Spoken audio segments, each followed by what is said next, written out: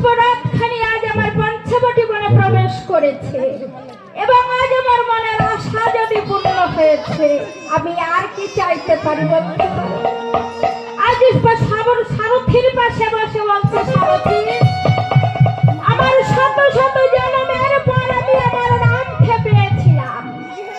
আজ সেই রামের জন্য যখন আমি 14 বছরের দেয় তাকে আমি বনবাসে পেয়েছিলাম, কিন্তু আমি মৃত্যুর পূর্বে যদি তার সঙ্গে আমার দেখা থাকে, সারথী, আর আমি কিছু চাই না।